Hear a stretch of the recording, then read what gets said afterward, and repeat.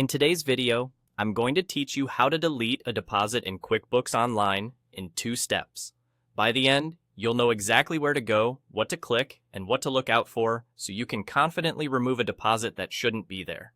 Before we start, a quick reminder. Deleting a deposit permanently removes that transaction from your books and can affect your account balances, reports, and reconciliations.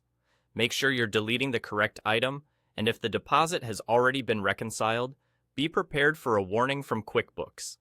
When in doubt, double-check the date and amount before you proceed. Let's begin. First, head to the gear icon in the top right corner of your QuickBooks Online screen.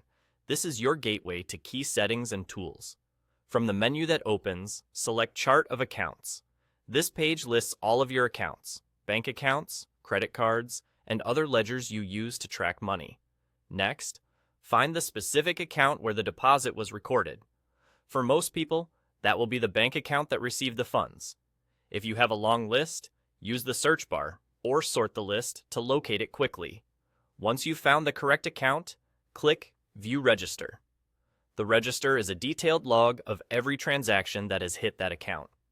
Inside the register, you'll see a chronological list of activity. Look for the deposit you want to delete.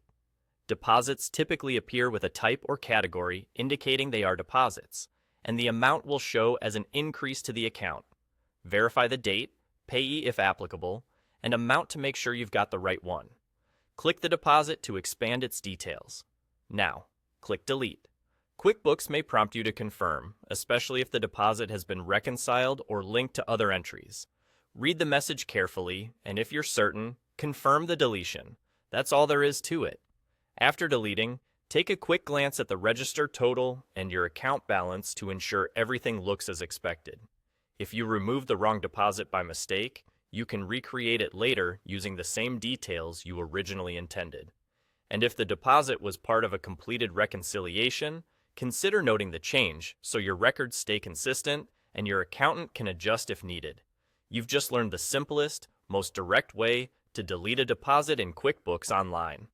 Thanks for watching, and keep your books tidy by reviewing entries regularly so small fixes stay quick and easy.